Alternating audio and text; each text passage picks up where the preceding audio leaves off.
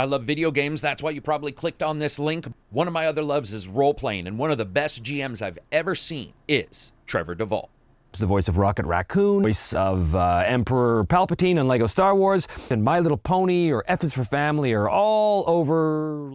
Trevor's easily one of the most entertaining and talented people I have ever seen and had the pleasure to interview. This is by far the most enjoyable interview I've ever done. It's not only role-playing D&D, but it's solo role-playing. You may wonder to yourself, what in the hell is solo role-playing? 20. But God, stop them! Stop them! Is there anything else you can tell me? I don't know. I'm going to be using a whole bunch of random elements to generate a game played entirely by myself. Mark Progress. Progress? Me, Myself, and Die on YouTube, as well as Patreon. Sit on back. We're going to talk about everything under the sun, all of his work, as well as his YouTube channel. Enjoy. What's up, everybody? This is Karak with ACG, and I'm here with Trevor Devall, who is a man of 1,000 talents. Listen to this. This is some of the stuff that he's done. And I didn't tell him I was going to do this, but so voiceovers. He's done Final Fantasy, which we've got questions about. F is for Family with the politically correct, as always, Bill Burr. The Lego movies made for TV, as well as, like, are those also streaming? Yes, they're all streaming. Now, to be fair, I didn't do the Lego movie. Yeah, right. It's we did specials, a whole bunch of TV series as well. Lego Star Wars. Yeah, but it's not, so people know it's not like he did the Ewok special for George Lucas or anything like that. And then we've got Marvel Future Avengers, that Marvel Capcom Infinite, which I reviewed as a game. He's got Me, Myself, and Die, which is probably the premier reason why I've got him on here, everybody. And this is a solo D&D It's a solo D&D podcast. That's about all I'll say until you guys like watch some of the outtakes, and it's incredible. I want to talk to him all about that. But the most important to me is Boss in My Little Pony. Oh. Wow. Okay, bro. So I'm going through Internet Movie Database, and I'm reading. I'm like, what a combo breaker. How does, when you're doing all these, you're known for all this stuff, does a voice ever surprise you when somebody asks you to do it? Yes. Like, it surprises me when someone doesn't ask me to do it. Like, I've told this story before, but that's how I got Claw on Avengers. I just, one day, the South African accent, the Johannesburg accent was always like the holy grail for me. It was like, how does that even work? It's such a bizarre mishmash. It is. And then one day I was doing my laundry and I was hanging the wash, and all of a sudden I started to talk with this accent, right, just like this, talking to the laundry and hanging the wash like this. So I came into work the next day, right, when we were doing Guardians of the Galaxy. I was talking like this just because it was fun for me, right? And the producer goes, "You can do that accent?" I said, I guess, I don't know. Good enough. So they cast me as Claw on the spot.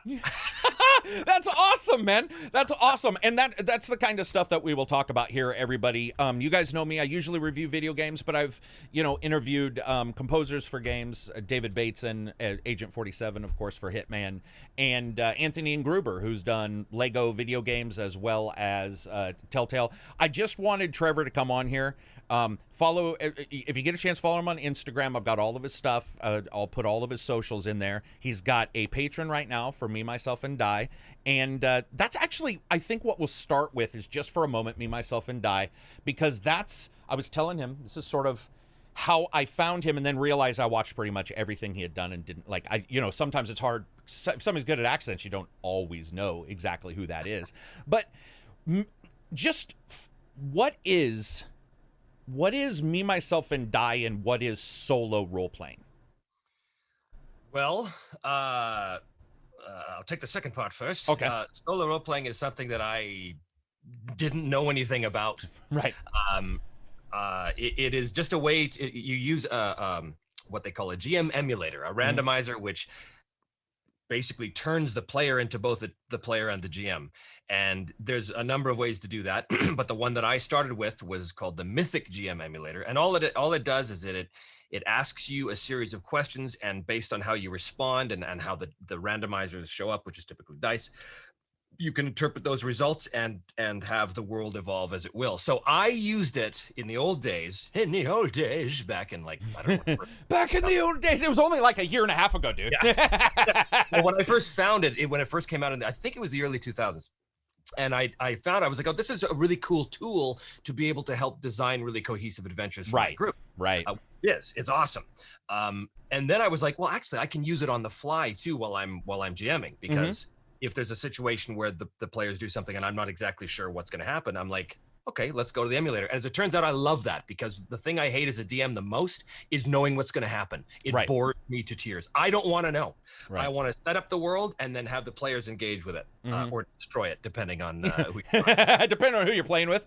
Yeah, exactly. But so solo role playing, as it turns out, was a thing that people were doing that I didn't really know was a thing. The only reason, Me, Myself, and Die is basically that. It's me playing a game by myself, playing all the characters. And the whole reason why it started was me and a bunch of other voice actor colleagues here in LA were trying to get something going for another company, which would be a little like Critical Role, but a little more involved in a few other things.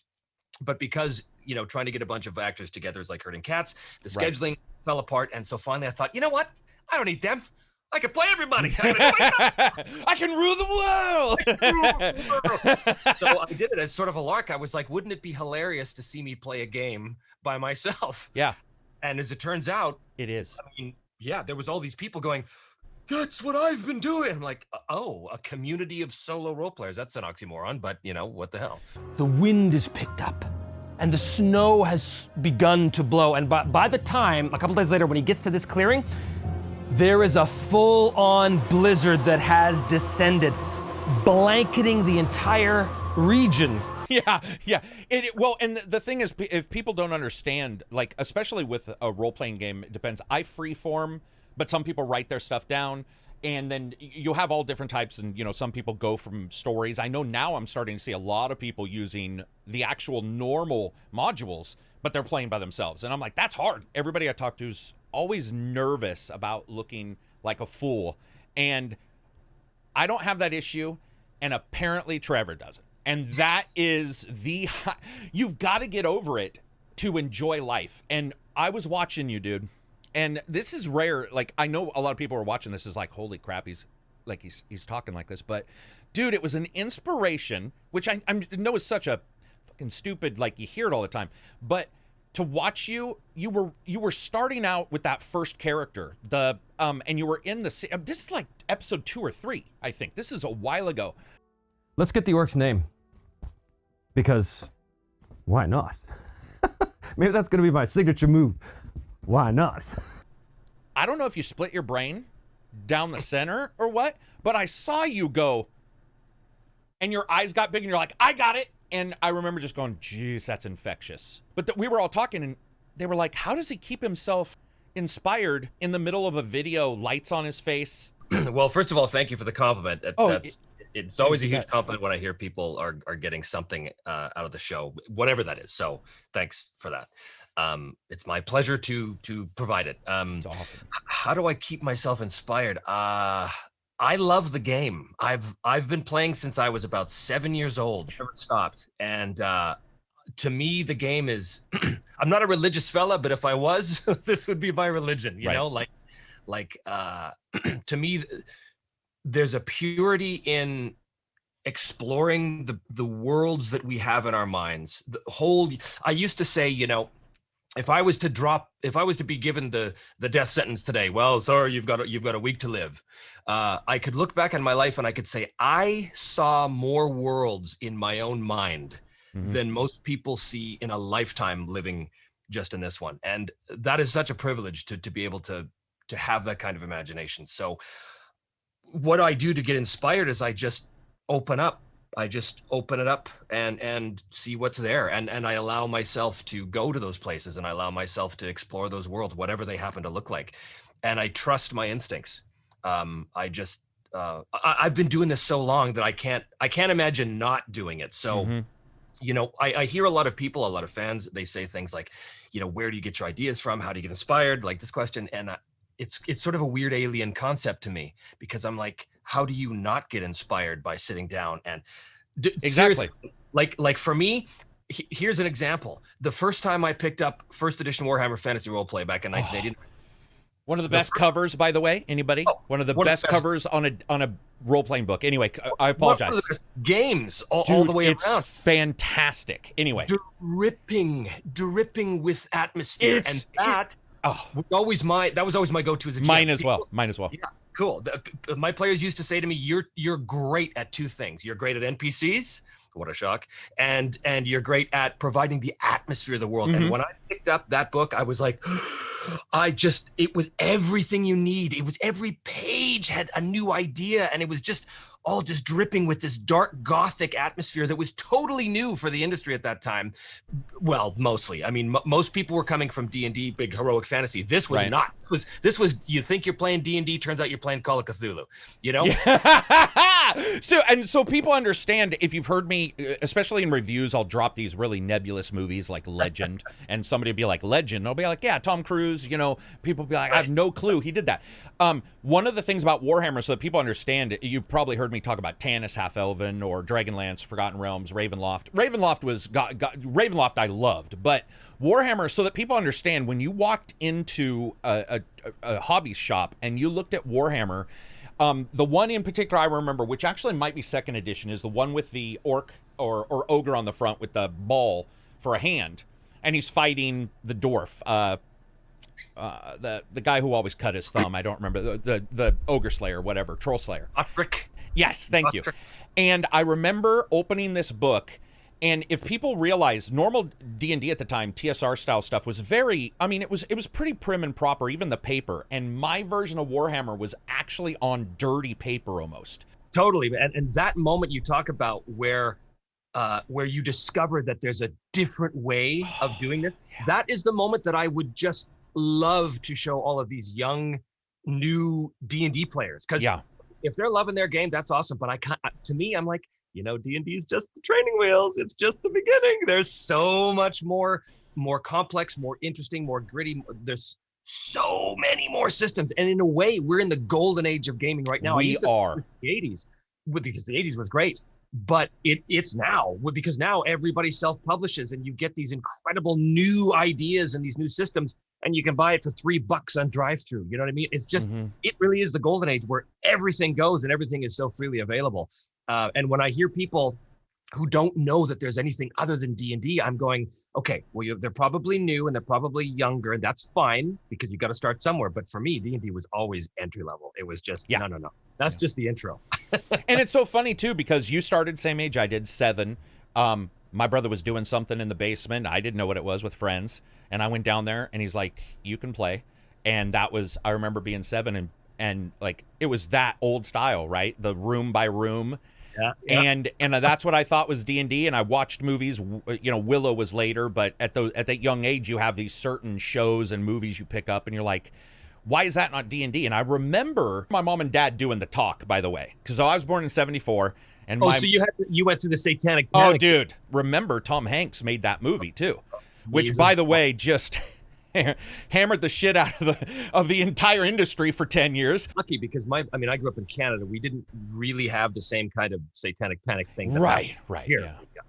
But I remember the only conversation I had about it with my mother, because my mom knew since I was a little kid that I was like, when I would play with Star Wars figures, the G.I. Joes, I'm talking, I would construct these epic like movies with, and they all had different voices, and my mother would listen to me play, and it's like, this is it, pew pew. This is like really complicated character interaction and stuff. So she kind of knew, okay, there's something else going on here. But the only thing she ever said to me about the game, she said, so you spend all this time in the basement with your friends rolling dice and just making up stories. I said, well, that's a rather pedestrian way of putting it. Pip. But you know what she said to me? She said, well, I guess it's better than going out and getting into trouble and drinking. And I'm like, well, we still drink. But yeah, that's true. When you sort of decided to make this and put it on YouTube, were you looking at, I mean, not monetarily, so you were thinking, okay, I'm going to do it on my own because we can't get together. It's just difficult. You decide to do it. When you put it together, were you, how did you put it together the way you did? Because I've noticed one of the things you do, which, by the way, is stellar, and if I ever do a D&D show, I'm going to rip you off, and that's your 2-camera thing. You might have 3. Do you have 3 or 2? I have 7. I'm sorry? I have 7. Jesus Christ. You have 7 cameras? Yes. Dude, they're so expensive. Anyway, so, but if anybody watches this, you'll see Trevor do something which is fantastic, and you do this thing where you're like, blah, blah, blah, blah, blah, blah. When all this came about, did you know that's what you wanted to do right away? Was it about the presentation right away? Yeah, part of it, because I have a filmmaking background as well. I was a filmmaker for many years back in the old days. So the idea of how to shoot something over the shoulder, how to do establishing shots, how to cut properly, all of this stuff is pretty well ingrained in me. So I knew, wait a minute, if I've got 2 cameras here, I can fake an over the shoulder. You know what that means, right? Like Absolutely. Over the yeah. So I can fake that just by addressing this side of the room and that side of the room, and when I cut it together, it's going to look like 2 characters talking, especially if I put a different voice. And I thought, oh yeah, that's good. That'll be neat. That'll be fun to play with. And it very quickly became a staple of the show, where it's like, I don't have to waste time saying, and then he says, because he just says it and he looks at the other character and just says, shit. So I really treat this as a show. I don't treat this as a game, even though it is a game. And it's not a tutorial either. I don't spend a lot of time talking about how the rules work. Yeah. It's irrelevant. If you want to learn the rules, there's a million ways better to learn the rules than watching me. Although people do learn watching me somehow, because I move so fast. But that became a staple very quickly, because I wanted it to be a show. My goal was, I want people who have never heard of D&D to be able to watch this show and go, I don't know what this is, but it's very compelling. And so far, the people that have watched it that don't know anything about the game, they're like, well, I don't know what the hell's going on, but boy, I can't take my eyes off it. So I guess that's a win. It is a win. One of the things I've noticed with yours is sometimes you'll just grab a chart and be like, we're going to use this chart. And I gotta say, the first time you did that, dude, the first time you did it, I was like, whoa, wait a minute. What chart? And then I was like, oh shit, I know what players are thinking when I'm DMing. And they're like, why are you walking away? And I'm like, nah, I'll be right back. And I'm going, you did that. And I gotta say, that's so nice, because everything's rules-based, which is great. Critical Role is rules-based. They're trying to, it's a different beast. And what you're doing is, dude, it's phenomenal to see you just, there's not cardinal rules, but there's some shit you do in those first couple episodes. So I was like, what's he doing? I use like 10 different supplements in that. It was awesome, man. Stuff I randomly found, because again, the name of the game was random. I don't know what's going to happen. I don't know what supplements I'm going to wind up using, but I go on Drive-Thru-RPG and I'll see this new thing. Oh, book of, the book of, the Book of Random Tables is literally what it was called. And there was 4 of them. I'm like, I'm buying all of them and I'm using them all at some point. And sure enough, at one point it'd be like, okay, what's the inn serving for dinner? There's a table for that. Boom. Oh, it's roast pheasant with the glazed carrots. Great. Totally useless, but it helps the atmosphere, right? So, and it helps you, I assume, to be surprised. Yeah, man, because everything's a trigger. Everything's a launching point for a new idea. So, if a table shows, if I roll on a random table and it comes up with something that's way out of left field, I have 2 choices. I can either dismiss it and ignore it, which sometimes I have done, or I can think, now hold on here. Why does this guy have a badger, a stuffed badger? Yeah, right. In his, so stuff that actually came up in one of the later episodes was, he has a stuffed badger. What is that all about? Turns out it was nothing, because I couldn't possibly make it work. It was funny just to talk about it. Yeah. Somebody like yourself who's very open with that, it looks like it started early, because you said something when we started about, you've always been into this. And I got to say, voice acting as well, because if I did my math right, your first voice acting was at 7. Well, what in the hell is going on there? If you look at IMDb, they have strange ways of. Okay. I didn't start professionally voice acting until 2000. Okay. It's been 21 years. Oh, my goodness. But I'd been on the stage. I'd been in show business my whole life. My first sort of acting gig was at 7. Also, coincidentally, the time I started playing D&D. So, right. Coincidence? I think not. But yeah, no. I think the reason why it says that is because some of the first things I did was anime, a lot of anime stuff. Yeah, and I saw that. Gundam, the original Gundam. And I think the original Gundam was in like the late 70s, early 80s. And so Mm-hmm. we did a dub of that somehow. That okay. Oh well, this originally came out, but that wasn't me. I didn't do the dub till like 2002 or whatever. Right? So I was like, this dude came out of his mom with like a beard and shit. That's what I always get. Is like, I'm like, how did he do at the age of 7? That's young. Like Drew Barrymore young. Like, I was like, what is going on? I looked at it and I was like, I gotta ask him about that. When you did start, and especially voice acting, and we'll get back to Me, Myself, and Die for sure. But when you started voice acting, was that something that you always wanted to do? Or was it like something that just sort of, I mean, was it an accident? It was an accident. Yeah. I mean, like, as I said, I was an actor. I knew I was going to be an actor from a very, very, very young age. Oh, gotcha. But voices and accents were just things I did for fun, mostly because my older brother used to do a bunch of accents, mostly Scottish accents. That was the very first one I learned.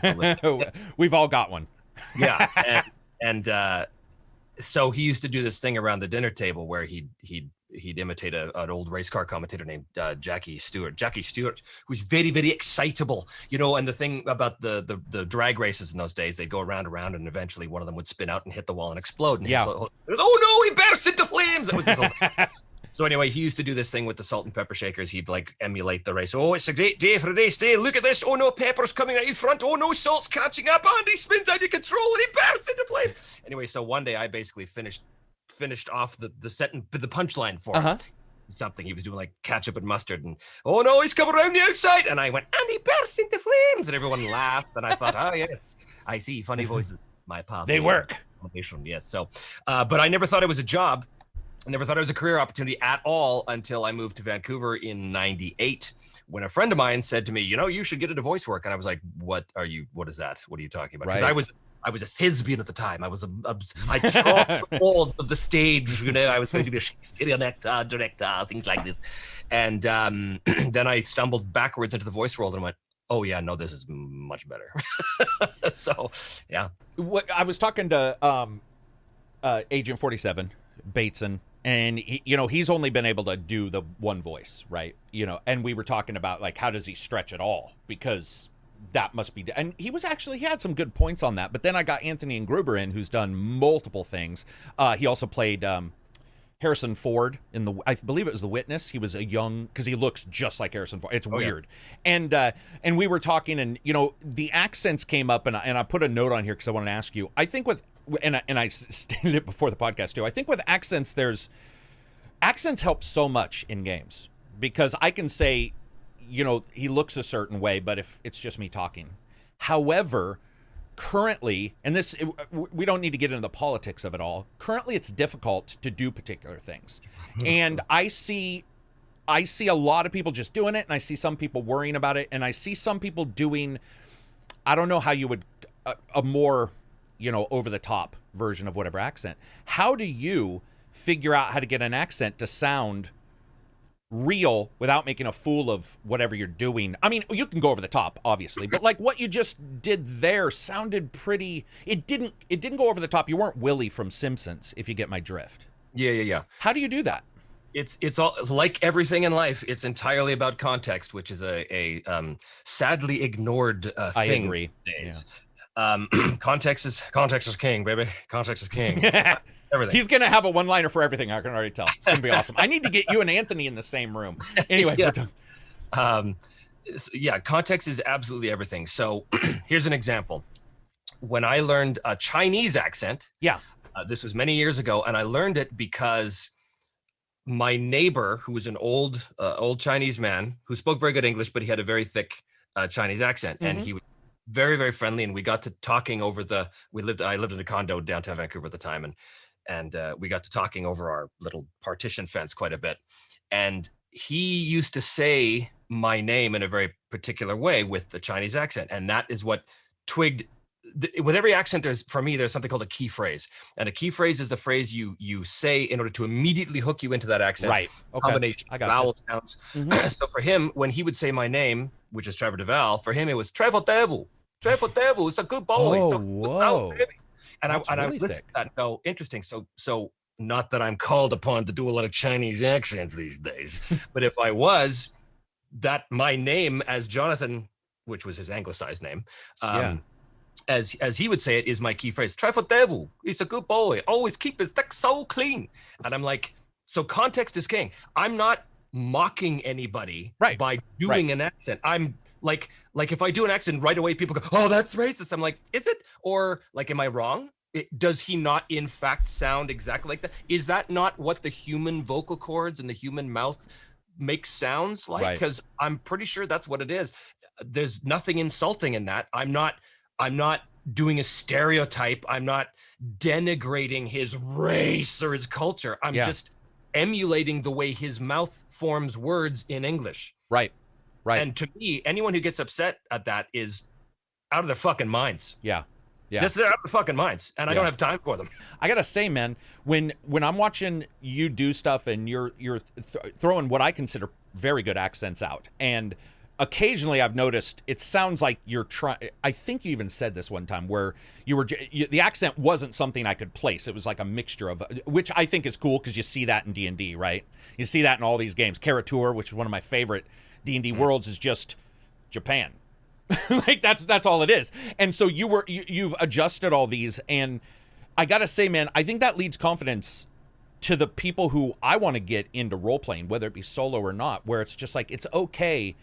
You don't have to be Critical Role. You don't have to be a Twitch group. That trying is okay. And I get a lot of people, strangely enough, where that's their biggest issue is that lack of confidence. You know what? I want to address that, because something that has happened recently, and it's probably because of the success of shows like Critical Role, and I'm not particularly calling them out or anything, because I know all those guys that work with them. Yeah, for sure. No, I get it.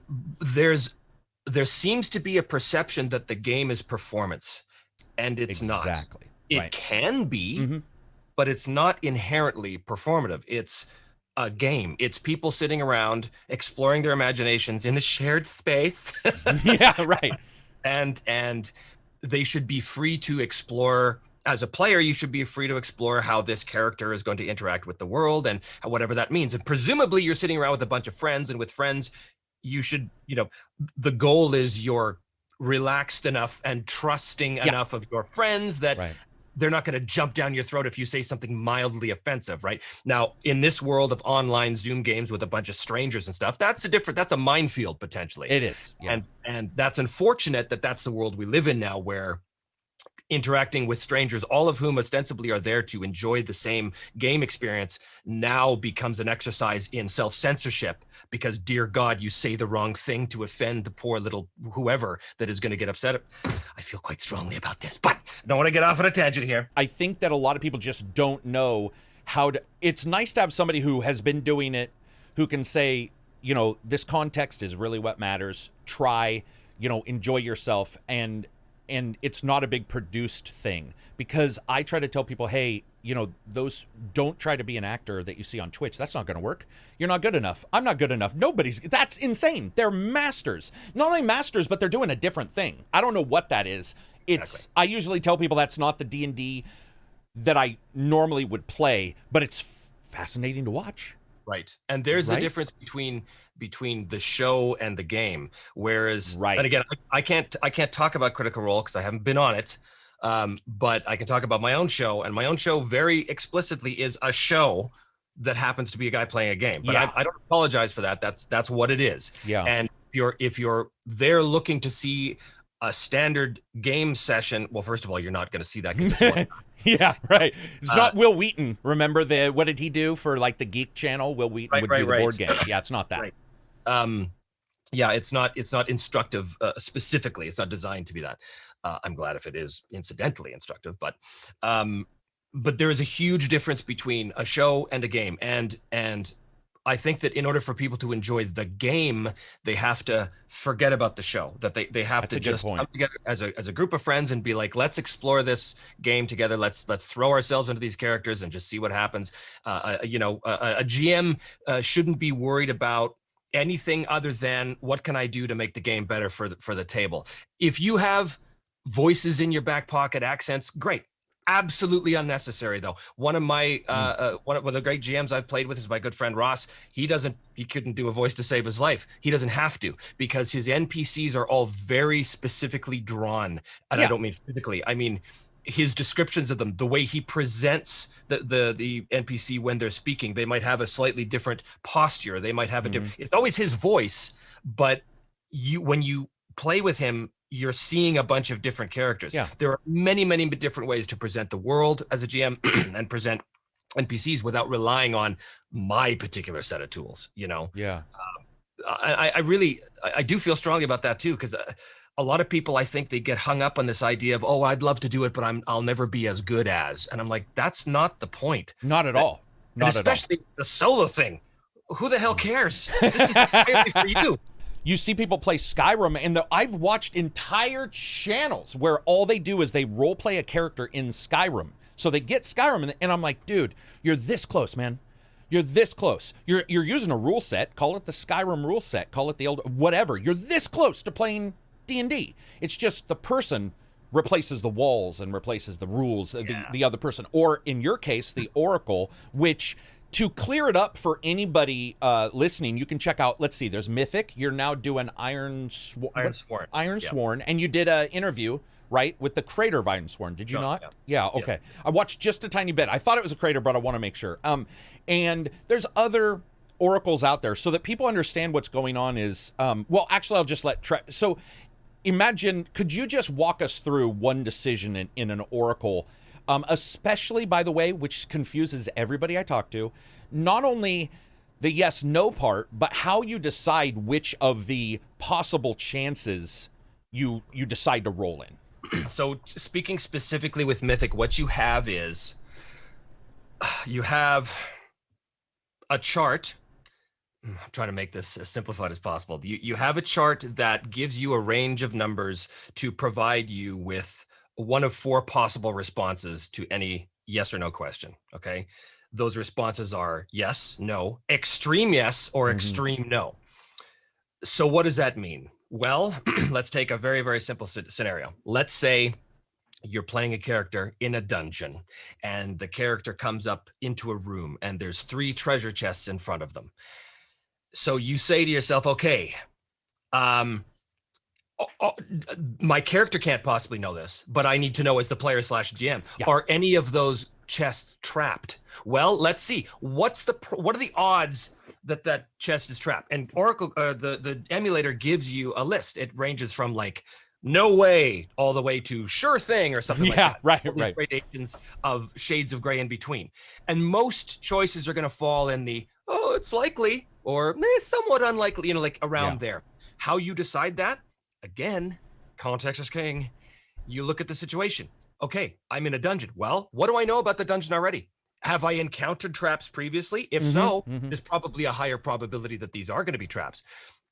If I didn't encounter any traps, well, maybe there's a slightly less chance. So let's say that I haven't encountered any traps so far. So I might say, okay, well, does that mean in my best estimation that the trap or the chest is not trapped? Okay, I'm going to say the question posed is the chest trapped? And I'm going to say it's somewhat unlikely. Okay, so I look at that correlation on the chart, somewhat unlikely. And based on what's called the chaos factor, which I'll explain in a second, that tells you what the percentage chances are of each of those 4 possible outcomes. The higher your chaos factor goes from 1 to 9, the higher your chaos factor, the more likely of a yes answer, which means the more chaotic things become, the more likely crazy shit's about to start happening. Yeah. And you throw into that mix, every time you roll a doubles on that chart, that means random event. Right. Something random, and how you determine what that is, again, there's a list of different types of things. It could affect PCs, it could affect NPCs, it could be a wholly random event, it could be something that affects the world at large, but not you. It all depends. And how you interpret that is up to you and based on the context. So to come back to this trap chest thing. Okay, 3 chests. My question is one of the chests trapped? Somewhat unlikely, but I roll an extreme yes. Oh, well, now what that means to me immediately based on my instinct is, oh yeah, all of them are trapped. Right. Okay, if I had rolled yes, okay, I know one of them's trapped. If I had rolled no, this one's not trapped, but maybe the other 2 are. If I'd rolled extreme no, not only are there no traps on these chests, there's no traps anywhere on this level. Why? That's your next question as a creator and as a GM. You're like, Okay, if there's no traps anywhere in this, Exactly. why? My first instinct is they were all set. They were all sprung already. By That somebody means else. Someone's been here before. Now I know that there's a chance I'm going to run into evidence of the previous adventuring party. Maybe I find parts of their gear. Maybe I find their bodies. Maybe I find a journal with a map that shows parts of the dungeon that I haven't been to yet. Maybe. But it's all up to your instinctual response. And that is absolutely key when it comes to this particular system. You must rely on your first instinct. Yeah. If you roll an outcome on that chart and your first instinct goes, I think it's a giraffe, then go with it. Go with whatever it means. If you stop and think, well, it's not quite the right thing, and I just don't think it's the strongest choice, then you're sabotaging yourself. But if you trust your first instinctual response, and sometimes your first response is going to be bubkus. It's going to be, I got nothing. Great, move on. You got nothing happens, move on. But that is basically how that system works. So all it does is facilitate your imagination. It facilitates your ability to make creative choices as both the GM and the player. And what's really great is you kind of do split your brain in two, right? Because when you're thinking as a GM, you're thinking what's happening to the player. But when you're thinking as a player, you're thinking, okay, well, I've got this system I'm using. Maybe it's D&D. And if I'm playing a rogue and I come up to one of these trapped chests, I don't know if it's trapped. Maybe I do a perception check. Okay, I failed on that, so I don't know. I'm going to try and unlock it. I'm going to use the mechanics of the character. So you go back and forth between player and GM all the time. And that's basically how it works. Yeah, that was awesome, by the way. That's it's rare. People are like, Karak's been quieter in that one series of events than ever in his life on a podcast. It was very well done, very well spoken. I think, especially when you talk to newcomers, whether it be D&D solo or as a group, a lot of times they're like, well, it's just talking back and forth, and then you explain the rules, and they're like, well, maybe that makes it too hard. Why can't this guy do this and this guy do that? And I think what happens, one of the nice things with solo is what you actually stated, which I guess I've done, but I was not telling people, which is just trust your first instinct on it.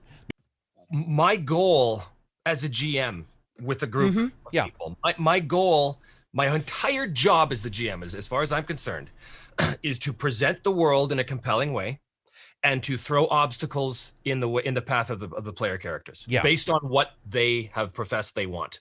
So you want this? Okay, here's the world.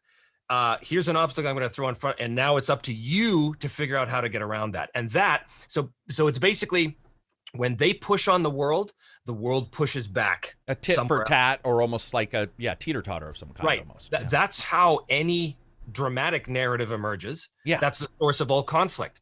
Party A wants this, Party B wants that, and this happens. That's the source of all dramatic conflict in all of literature and all of theater and all of entertainment. And it's the same in the game. Not to suggest that I advocate pre-writing, and I don't even like to call. I know. I don't like to call game sessions story. That drives me nuts, because they're not. They're happening in real time right now. Nobody is supposed to know what's going to happen, including the GM, as far as I'm concerned. So, the idea of cheating, when I'm playing solo, it's exactly the same thing. I know what my character wants. I just have the world push back, but the difference is I don't know exactly how the world's going to push back until I roll the dice, and then I interpret. But I mean, I don't know if you've seen both seasons of my show, but I do not exactly hold back. If you look at episode 1 of season 1, Simon gets his ass kicked. He gets his ass kicked. Yeah. He loses his best friend. He almost gets killed in the first episode. And I think there was a lot of D&D players that looked at that and went, what? Like, but you're supposed to be this big hero. No, you're not. You have to earn your heroic status. Right. Part of the fun is to try and stay alive. But I come from a very survivalist based kind of GMing style. Oh, do you? I mean, yeah. Like my games around the table are very hard. Oh, really? Oh, so okay. Wait. We got to talk about this. Just I don't want to, extend you too past what I said, but what do you mean? So you're saying, are you like I'm going to throw a fucking bad guy at you every second, or are you just a grittier hit point system? I love open world exploration in the old school hex crawl style. Oh, okay, gotcha. So I ran a Forbidden Lands game, which was an online game with people from multiple cities, old friends of mine, which is great, and some of their kids do that are old enough to play. Oh, awesome! Now. That's very cool. That's very cool. But the deal was, it was a West Marches style, if you know what that means. I do. So basically whoever's around, they organize the game and I run it for them. So everyone has a central, in this case, it was a keep, just real West Marches style. There's a central keep and there was a big oak table in the tavern where everybody would add to the map. They would literally draw on the table. And so that way there was a common reference point.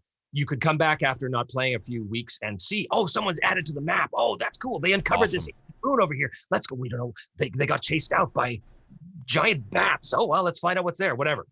But here's the thing. I had no idea what was out there. None. So when they would go to a new hex, random, and just like I do in the show, boom, and I would explain it, and I would come up with a thing. Okay, based on these rolls, this is the thing, and then I would slowly tease to them, and they would make their rolls and investigate or whatever. And very often there was shit there that they had no countering, and if they were stupid enough to stick around, they died. Oh, gotcha. So deaths were fast and furious. It wasn't like you're rolling up a new character every session, but people learned that, hold on here, we can't just rely on our fancy character class skills. We have to use our heads as players. We have to have player skill here. We have to interpret this world in a way that we're not only going to survive, but we're going to excel. So, but even that, like I ran a couple of Harnmaster campaigns back in the day using Harn, which is that's very old school. Yeah, damn. My Harn was essentially Game of Thrones. It was very heavily inspired Game of Thrones. Gotcha. So tons of political maneuvering, tons of stuff like this, and that was just as brutal, although for different reasons. Only one character died in the course of a 2-year campaign, but it was, or even an even better example. I ran a 6-year One Ring campaign, which took place in Middle Earth in between the era of The Hobbit and Lord of the Rings, with my guys back in Edmonton, and those sessions. 6 years we played this game. Those sessions were so exhausting, that emotionally exhausting, because the stakes for the characters were so high. And they were so desperate to be the good guys, which, when was the last time that happened in a role-playing game? Yeah, right. Right. But because it was Middle Earth and we all have this unbelievable reverence for Middle Earth, and the system itself also encourages you to be the good guys. Yes. It was exhausting and brutal. I brought some of those men, those big, hairy, strong men, to tears multiple times because of tragedies that happened to NPCs that have never really existed. Yeah, but to them, it was awesome. In that moment, it was, and that's a huge accomplishment to be able to have that shared experience. Anyway, the point of all this is that I run very difficult games. I think it offers an awesome feeling. People don't realize one of the reasons why a difficult game can be so rewarding is because you focus more, because you have to be alive. You have to, and it doesn't mean you'll die. It just means that you could, and a good DM will make sure that you have what you need. And if you run, that's another thing. In video games, people don't run. D&D people don't run. I can tell you stories where I'm like, dude, everything in this world is basically a do not touch sign. Right. Everything. What are you fucking doing? And they're just like, and I'm on, okay, whatever. And, and then they die and they're like, it's like, dude, the guy was on fire and he was fine. Like, at some point, don't you look at that and be like, I'm going to check out, man. That guy's. You know what? I want to get just very quickly into the weeds here about that. So I'm just going to totally geek out in the system for a second. So that's always been an issue with me in games, is that it's presented as though, hey, the players always have the option to run, but they don't. Oh, true, they don't. Games. Yeah, because that is true. Most games mechanically penalize you for trying to leave. That is so, true. for example, in Warhammer 2nd Edition, this is just the first idea that comes to my mind.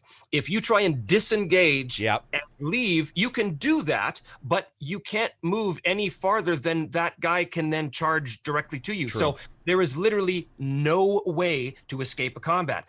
But here's the thing. I was flipping through my old D&D rules cyclopedia the other day, and I noticed a rule in there that I had totally missed, and it changes everything. So in a lot of games, if you try and leave combat without doing some special disengage maneuver, the enemy gets a free attack on you. Yeah. Okay.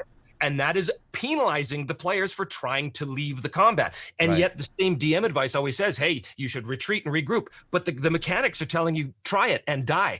But in Rule Cyclopedia, there's a one little tiny combat rule that says, if you disengage and move back from your opponent, if your opponent then comes in to attack, you get a free hit. Oh, you do. You get a free, you get like a charging hit. I forgot about that. And that changes everything.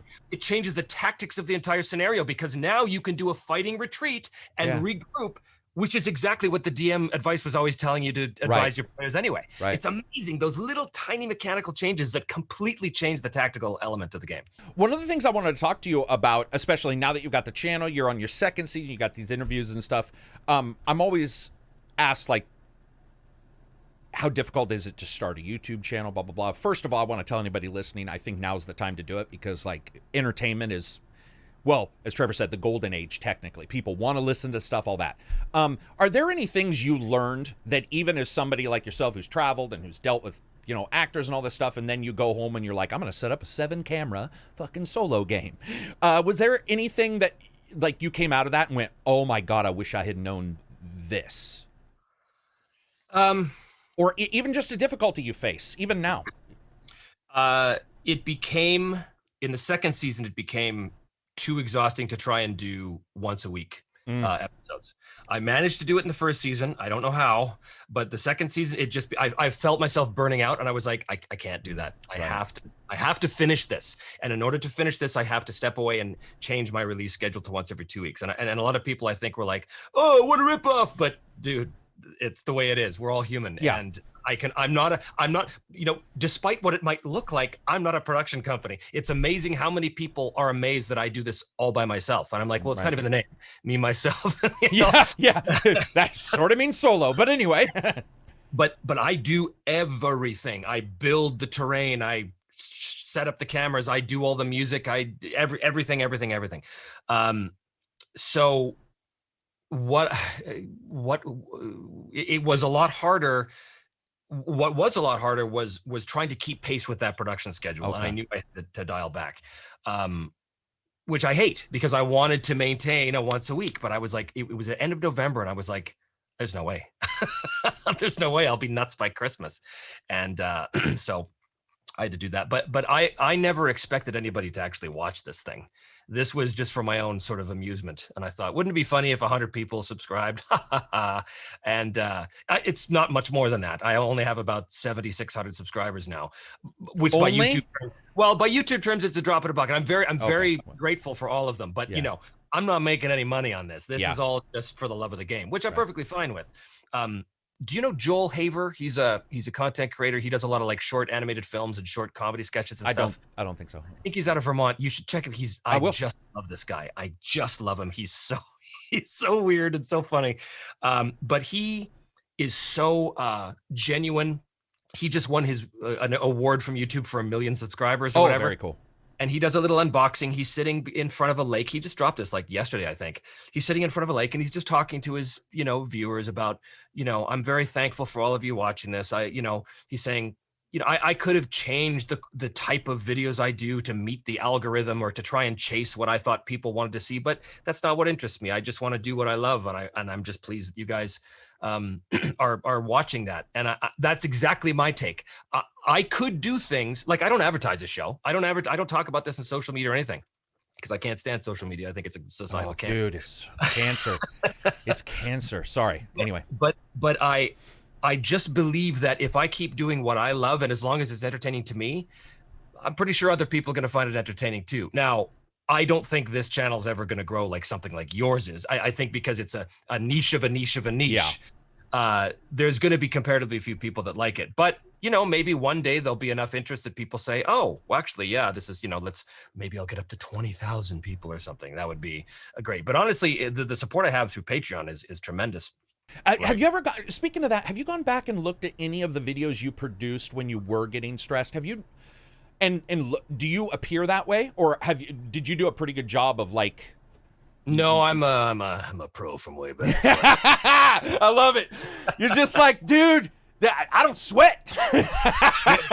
You could see the outtakes that are now utterly demolished. Right. And if you could see all of the times that I'm sitting there swearing like a sailor at a camera because it cut me off in the middle of a thing, or because I forgot to plug the lav mic in 10 minutes into, and now that whole 10 minutes is just gone forever. If you could see, oh boy, I blew the roof off this studio many times in just absolute rage and frustration over that kind of stuff. And that is a moment where I have to go, okay, keep it together. You're on, man. On stage, keep it together. Luckily it's not live. We can cut all that stuff out. But have you? I don't know if anybody understands that. We see it sometimes now, but people don't realize how easy something can go wrong, and you won't know. And in fact, I found Twitch has helped me. We do a podcast. We were doing it on YouTube, but sometimes a recording wouldn't be work or whatever. With Twitch, it's live, so people would tell us there was an issue, which was nice, actually. Strangely enough, I was like, oh, thank God. Because one time I had an interview with 3 huge composers from massive games, and the fucking thing didn't record. When I sit down to do an episode, that episode's getting done, regardless of what goes wrong or regardless of what I might feel about it or what my mood is. No, because it's not about me at this point. It's about the viewers. They're, especially halfway through the season, they're expecting that show to drop on Monday afternoon or evening if you're in the UK or Europe. And if I don't produce for them, I have to explain why. And that's like saying, why did you miss your entrance? You missed your cue line. What are you, a fucking amateur? Like, no, absolutely not. I pride myself in my professionalism. I always have. And this is no different. And in fact, it's worse because there's no one to blame if something goes wrong. Me, myself, and I. You just set yourself up. What's even funnier is, dude, there's been times where, 9 at night, I'm going at Best Buy because something broke. And because there's a review coming, I'm like, dude, I can't, like I've got an embargo, let's say. And it's just like, I got to hit it because, they gave me something. And it's like, that's my job to do it. When it comes to voice acting, when it comes to video games and all this stuff put together, it sounds like you're enjoying this a ton, but when you were doing video games and all those kind of things, is there something that you enjoyed more? Did you enjoy like animation and that kind of stuff, or was it more video games? I see you did Final Fantasy. I'm sorry, I only know a couple Final Fantasies. I always get shit for this. I'm not the biggest Final Fantasy fan, but what was his name that you did? Ravis? Yes. Ravis Nox Fleuret, I think was his name. Yeah, let me look, because somebody asked you a question. They actually asked you, is that your favorite character to do? Which I'm going to say probably not. No, I mean, what can I say? They're all my children. They're all yeah. Oh, I'll pick a pretty baby. Come on, Trevor. Pick your prettiest baby. Kick the others. It's so tough. I've played literally hundreds and hundreds of characters in my career, so it's tough. But I think that the animation for me will always have a great fondness. I'll always have a great fondness for it, mostly because the goal with animation, if they can do it in most cases, is you want to group record. So barring the last year of madness, you go to the studio and you're riffing with the other actors, and it's the stuff that no one hears that I love the most. It's those moments in between takes where I'm trying to crack up the room, or somebody's trying to slip in a quick one-liner.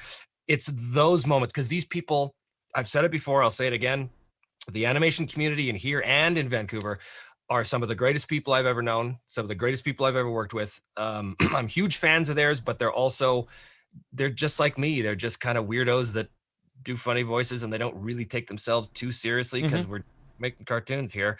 But that said, they're extremely professional. They're extremely good at their jobs. And it's been the honor of my life to have worked with them here in Los Angeles. So when you're doing these kind of voice, and then we'll move on because I want to get see if there's any funny D&D stories. But when it comes to animation in particular, do you have difficulty sort of grasping on? Because I mean, theater usually, I don't know how to describe it. You're more physical. You're able to move around. Did you ever have difficulty with? Because I hear a lot of people going, "How do I know?" Well, you saw Robin Williams. Like, that would be a good way. I guess that's a good example. Just watch him. He can do anybody at any point. But did you ever find it difficult to sort of get into a character? Or do you have? Were you trained on how to do that? I mean, because I don't know. Maybe you were trained on. Well, I was trained on how to do that by Robin Williams. Wait, what the fuck? Well, not officially. What I mean by that is him and Monty Python were the two greatest comedic and performance influences of my life. So Robin Williams set the bar for me.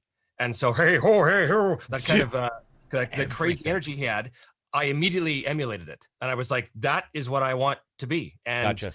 So I'm sure that had a huge effect on my ability to play multiple characters and to be able to dive in 100% into the craziest stuff. I've never had a problem with it, and I think it is because of my upbringing with those kind of unofficial mentors. But there are a lot of people that do, especially actors that come from the on-camera world. It's so alien for them when they have to make effort sounds in a game or in a show where, you know, like my example is always, okay, well, your character has to say the line, I'm gonna hurl this boulder at you, let's say. Then the director says, okay, and then we need the effort sound of hurling the boulder. Well, for me, that's instant. I know what that means. I'm gonna hurl this boulder at you. Right?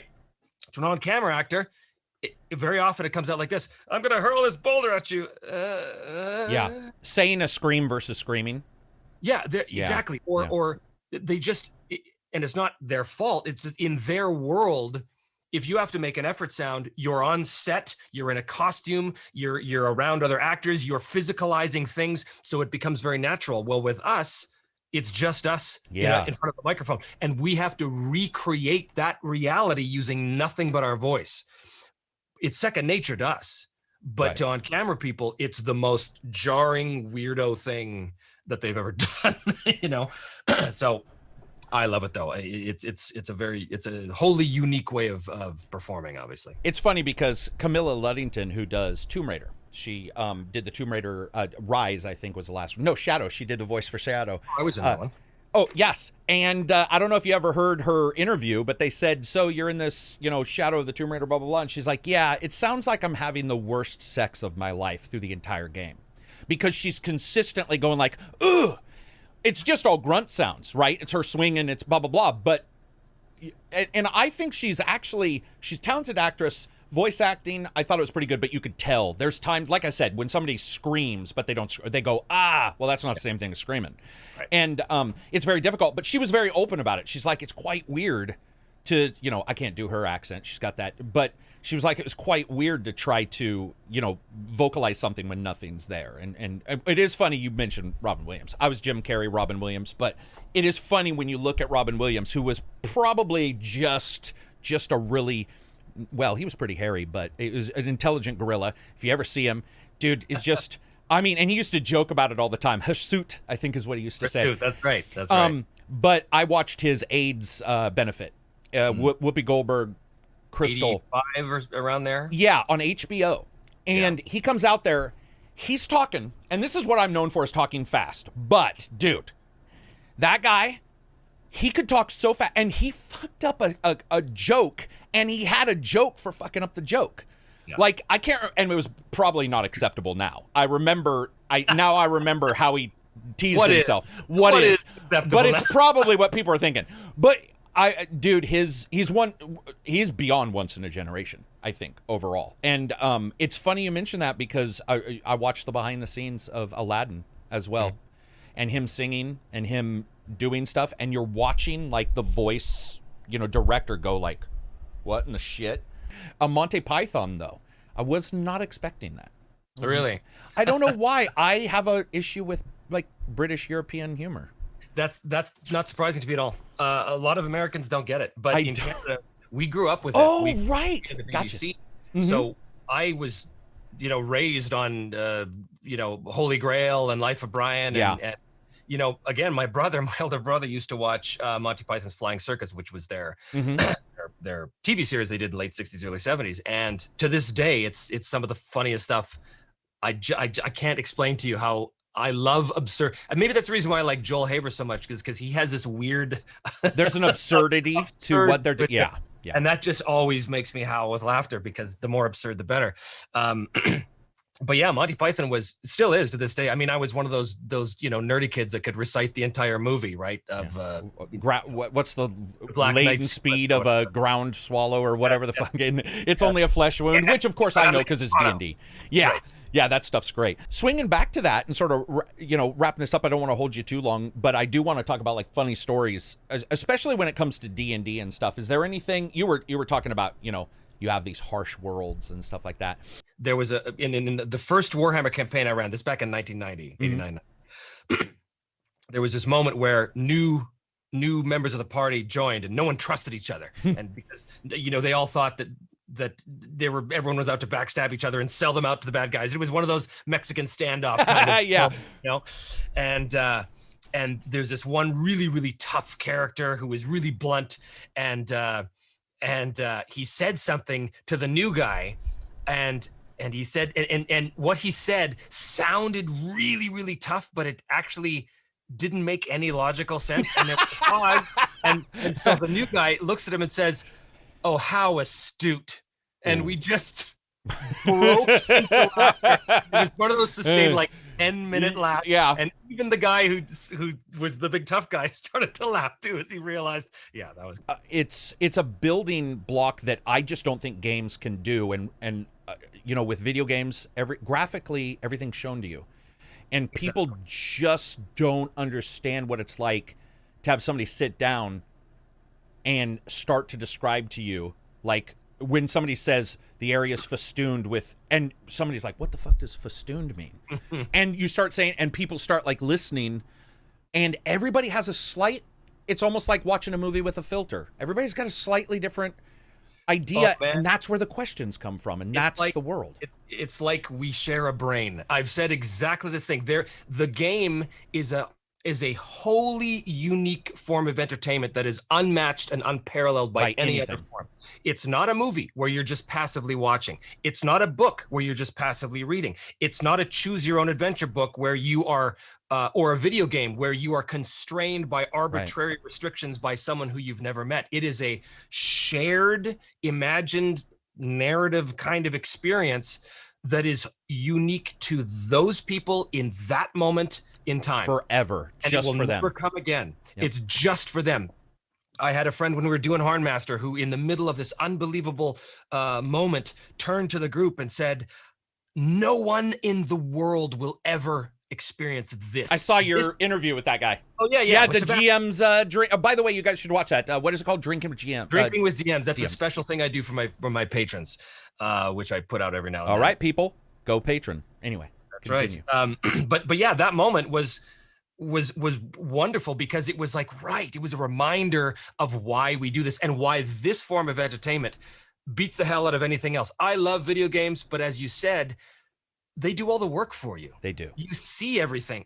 With a game, everyone sees their own version of it. It is so personalized. It's your own. Even as a GM, I'm describing something, but I know that everybody at that table is going to see it just slightly differently. And that's okay, as long as they have the common elements that are required for them to act and to move forward and make meaningful choices. But they're all going to smell things differently. They're going to hear the sounds a little differently. They're going to see a different shade of color. They're going to imagine the architecture slightly different. But it's wholly personalized. To me, it is the most brilliant. It is one of the most brilliant innovations in entertainment that humanity has ever produced, because it is unlike anything that ever came before it.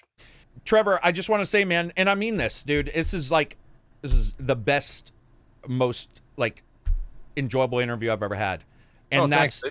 It's awesome to see somebody who's taken a hobby that, and it's a niche, but dude, you rock it. And I just don't get a chance to watch stuff, and it's weird for me to be be in the solo Discord and have somebody be like, "Oh yeah, Trevor just did a new episode," and it's like, okay, everybody go watch him freak out, and it's awesome, man. It's so awesome. If people get a chance, you got your Patreon, which is Me, Myself, and Die. You've got your Twitter, but it sounds like you don't. I have accounts, but yeah.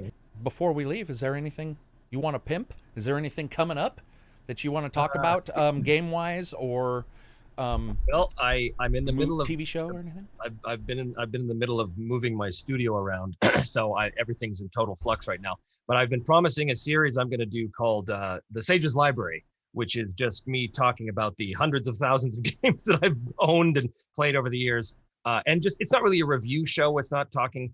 it's not going into depth about how things work. It's mostly just a quick overview and some fun stories about how this game worked for me. And, you know, I don't know exactly what it's going to look like yet because I haven't shot the first episode, but that is definitely on the agenda. I'm hoping to get that out very soon. It all depends on how quickly this transition happens, which always takes longer than you think. Oh, yeah, for sure. But yeah, so, you know, a lot of people think, oh, well, you know, he's done the second season now. Now we got to wait 6 months for the third season. I hope it's not going to be that long, but in the meantime, I'm going to have these other things. I'm going to keep doing live chats as well, which start off as my as a Patreon only thing, but then I release them to YouTube later. So there will be more stuff coming. So if you want to hit like and subscribe and smash that like button, blah blah blah, then you know all that crap.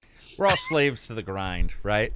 It's funny. I didn't say subscribe for almost 2 years, and the moment I did, I got way more.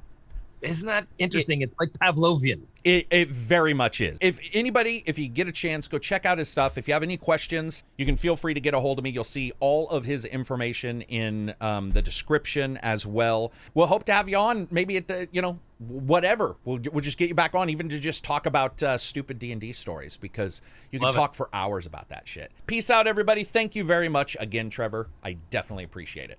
And you can stick around. I'll just stop this.